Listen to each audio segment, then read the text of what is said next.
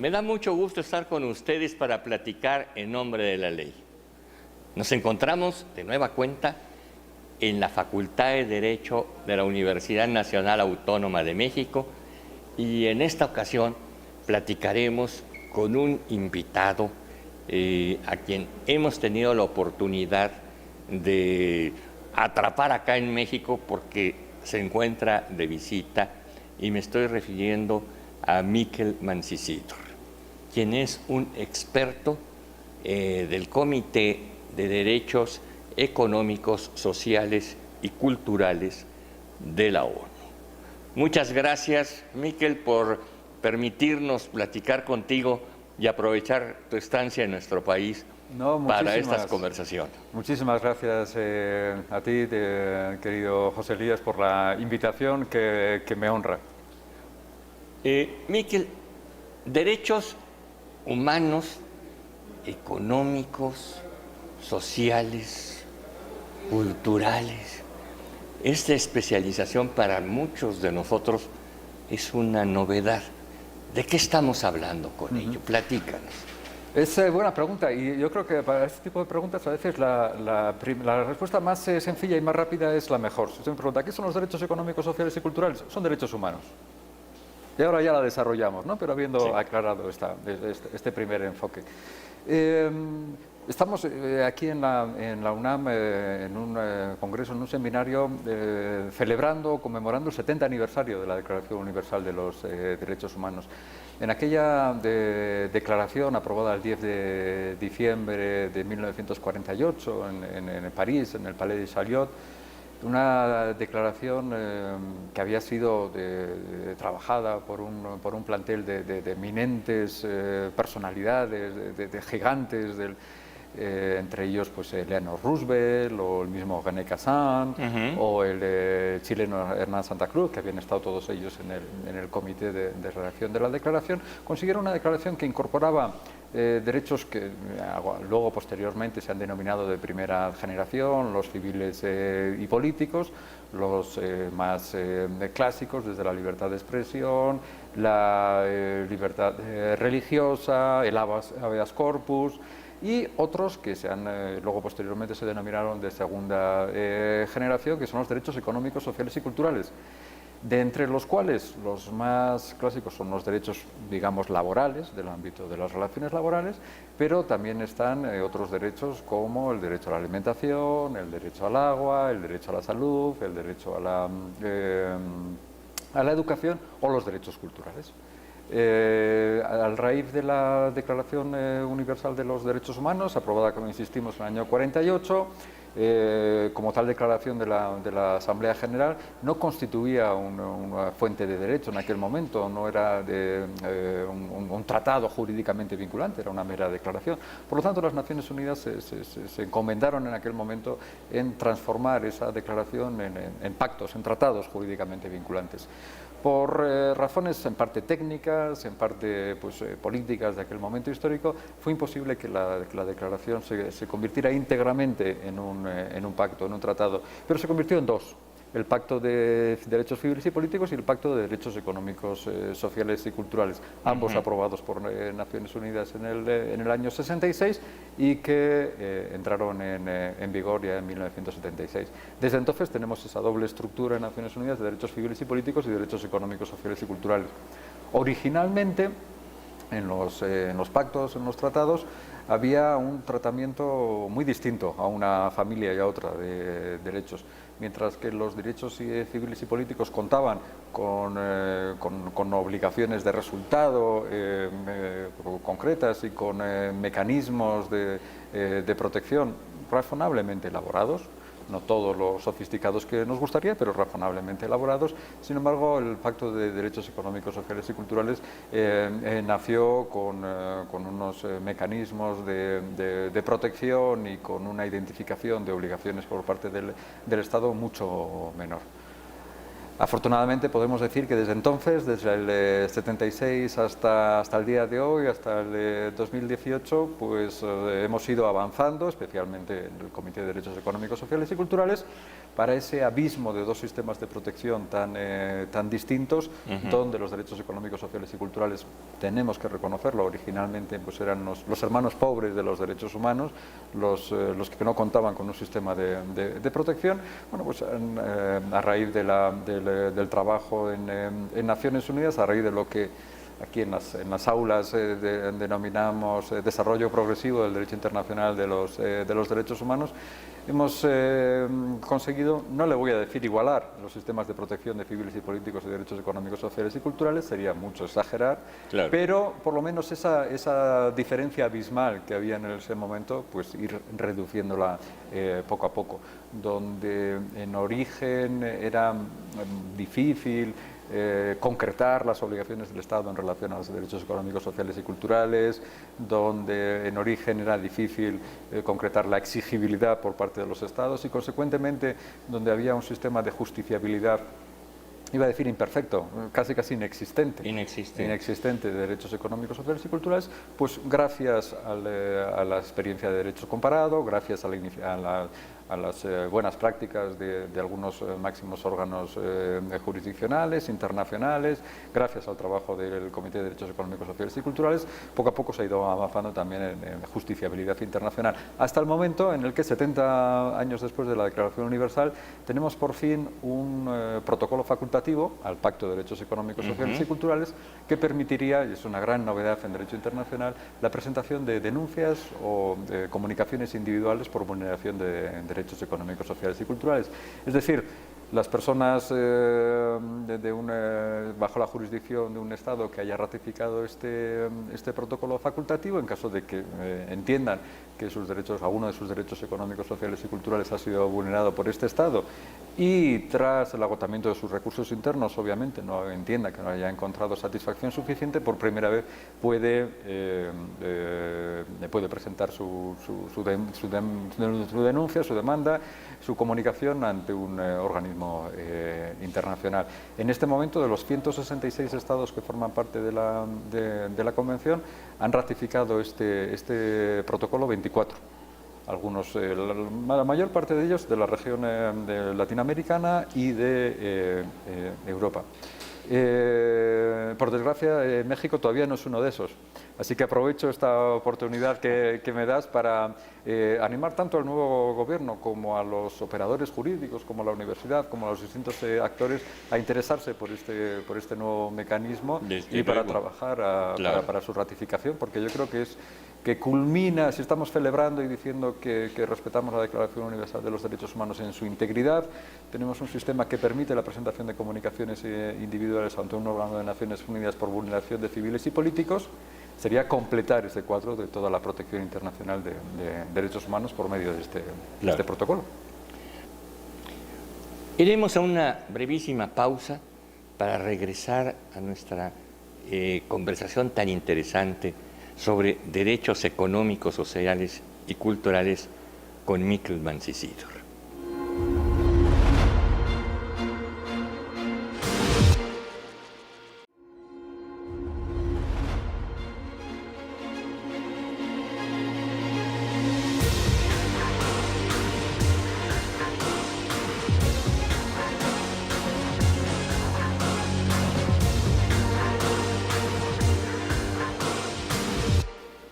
Continuamos esta plática sobre los derechos económicos, sociales y culturales. Miquel, como tú sabes, México ha incorporado desde hace años, y lo sigue haciendo casi cotidianamente, muchos de estos derechos al texto de su Constitución. Sí, algunos de ellos de forma ejemplar, sí. No solo algunos que los incorporamos hace 100 años, como los derechos laborales, y de una manera muy, para entonces, de avanzada. Sin duda. Y a la fecha todavía en mucho bastante suficientes. Y que se han concretizado en la realidad, es decir, tienen prácticamente todos ellos una realidad aplicativa muy consistente. Pero tenemos otros de los que se han llamado derechos difusos, que no tienen ni una concreción de alcance, ni instancias de exigibilidad o de cumplimiento. Por ejemplo, tenemos en nuestra Constitución el derecho a la salud, tenemos el derecho al agua que acabas de mencionar, tenemos el derecho a la recreación, y no queda muy claro en el resto de la legislación, la llamada legislación secundaria, etcétera, en qué consistiría y ante quién le podría yo solicitar que me recreara, ¿verdad? Sí. Entonces, este tipo de cuestiones, Sí. ¿cómo las ves tú como experto? Pues yo creo que el trabajo y la doctrina de Naciones Unidas puede ser muy útil para esta concreción que se menciona. Primero, yo quisiera reconocer efectivamente que cuando hablamos de derechos económicos, sociales y culturales, siempre internacionalmente, no porque esté aquí, pero siempre se remite como la primera referencia a la Constitución mexicana. Es el primer texto jurídico de semejante dimensión en que empieza a incorporar derechos económicos y sociales, y cuando se habla de la historia de los derechos económicos, sociales y culturales es la primera referencia que se emplea, de modo que ustedes tienen por una parte muchos motivos para estar orgullosos de haber estado en la vanguardia del nacimiento de los derechos económicos, sociales y culturales, pero al mismo tiempo me atrevo a decir que eso también es una responsabilidad, ¿no?, de estar a la altura de esa historia y seguir innovando. Los derechos que hemos estado mencionando, que has mencionado, el agua, por ejemplo, la salud, y luego hablamos de los recreacionales en otra categoría. Son derechos, yo puedo hablar desde la perspectiva del derecho internacional de los derechos humanos, que es mi expertise, no desde la perspectiva pues, constitucional o derecho interno, que a mí no me corresponde y soy un completo ignorante. Pero podríamos decir que son ambos, tanto el derecho al agua como el derecho a la salud, dos derechos reconocidos internacionalmente por el Pacto de Derechos Económicos, Sociales y Culturales, del que, como todos sabemos, México es parte, ha suscrito y ha ratificado. Pero usted me puedes preguntar, si me permites, el tuteo con mucha razón, bueno, ¿y en qué consiste? ¿Cuál es el contenido normativo? ¿Cuáles son las obligaciones por parte del Estado? ¿Cuándo podemos saber que un derecho es respetado o es vulnerado? Ahí el trabajo de los comités tiene varias vertientes. Uno de ellos es la aprobación o la redacción de comentarios o observaciones generales. ¿Qué es un comentario o una observación general por parte de un comité? Es la interpretación auténtica o autorizada, porque para ello nos mandata el pacto, de las obligaciones contenidas en el pacto. Es decir, un comité de Naciones Unidas no es quien, eso es claro, para crear nuevas obligaciones para el Estado. El Estado solo se va a obligar a través de la ratificación de tratados. Pero un tratado de estas características solo menciona, como muy bien has dicho, el derecho a la vivienda, o el derecho a la salud, o el derecho a la educación. ¿Pero en qué consiste? ¿Cuál es su contenido normativo? ¿Cuáles son los elementos? Eso lo hacemos por medio de una observación general o un comentario general, que, insisto, es la interpretación auténtica de esas obligaciones, donde un tratado únicamente nos va a dar una o dos líneas, un párrafo a lo sumo. El derecho que se trata más extensamente es el derecho a la educación, y son 3 o 4 párrafos nada más, por lo tanto nos da poca información. Un comentario general desarrolla en 25 o 30 páginas los contenidos de ese derecho. Por lo tanto, podríamos decir, desde la aportación del derecho internacional de los derechos humanos, podemos concretar el contenido normativo y los elementos del derecho a la salud o del derecho humano al agua, sin duda, y está hecho por medio de comentarios generales. Además de que pueden estar ustedes orgullosos por su historia, también es cierto que, si hablamos del derecho humano al agua, el comentario general del derecho humano al agua, ahora lo voy a decir de memoria y me puede bailar algún año arriba o un año abajo, pero bueno, eso es lo de menos. El comentario general sobre el derecho humano al agua lo aprobó el comité en el 2005. De inmediato, México fue uno de los primeros en incorporarlo constitucionalmente, a nivel constitucional, además utilizando una formulación pues casi idéntica a la de los mejores estándares que recomendaba por Naciones Unidas. Por lo tanto, ahí hay una buena práctica de incorporar el discurso más actual y mejor de Naciones Unidas a la de Constitución. Lo que nos queda es el reto también de incorporar los contenidos normativos y los elementos del derecho que están en, Sí. en este comentario general. En todo caso, ya los operadores jurídicos, digo, sin entrar en la norma interna que yo desconozco, pero ya los operadores jurídicos, desde los tribunales a los juristas, lo que sí pueden hacer es interpretar esa obligación internacional de México y interpretar esa obligación contenida ni más ni menos que en la Constitución, en los términos explicados por el comentario general. Algunos máximos órganos, por ejemplo, el Tribunal Constitucional colombiano lo acaba de hacer todavía este año, hace como 3 meses o así, a la hora de resolver un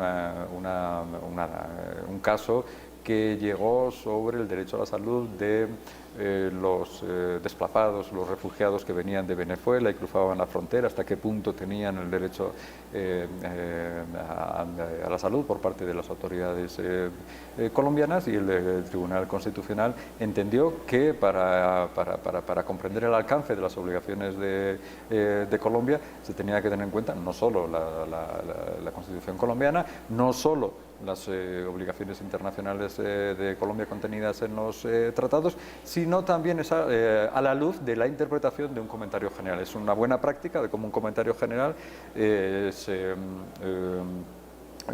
constituye a la postre también fundamento jurídico para una decisión, ya vemos, en un máximo tribunal, y lo mismo que se dio en Colombia puede darse perfectamente en México. Es decir, tenemos ya observaciones generales que nos permiten interpretar ya de forma muy concreta las obligaciones en estos 2 derechos que hemos mencionado, que ya son clásicos, y en el que la formulación utilizada por la Constitución mexicana es pareja, es idéntica a la de los tratados y órganos de Naciones Unidas. Correcto. Pero me ha mencionado uno que es el de la recreación. Como tal derecho a la recreación, con esa misma formulación, no existe en el derecho internacional de los derechos humanos, pero existen los derechos culturales y el derecho a participar en la vida cultural, que incorpora muchos de los contenidos que podemos entender pues parejos o contenidos en el derecho a la recreación, desde el acceso a la cultura, desde el acceso al conocimiento, desde la participación en la vida cultural del entorno, la participación en el disfrute del patrimonio cultural de un país, etcétera, etcétera. Esos sí son contenidos que están desarrollados en una observación general sobre el derecho a participar en la vida cultural. Así que, de la misma forma que no me atrevería a concretar pues las obligaciones concretas, el contenido normativo, los elementos del derecho a la recreación, lo que sí me atrevería a decir es que seguramente muchos serán coincidentes con el derecho a participar en la vida cultural, que ese sí ya está concretado por Naciones Unidas. Es una forma de recreación, ¿verdad? O de que tengan una liga, ¿no? Ambos derechos, ¿no? Sí, porque seguramente, si los estudiamos con profundidad, podríamos concluir, me atrevo a imaginar, que la mayor parte de los contenidos que podríamos asociar al derecho a la recreación son parte de la vida cultural, de participar en nuestra sociedad, de participar en la vida cultural en el sentido más amplio de la palabra vida cultural, que no solo es acceso a las aplicaciones materiales, no solo es acceso a las obras maestras o culmen de la cultura, es participar en la vida cultural, como estamos haciendo ahora en este diálogo, ¿no?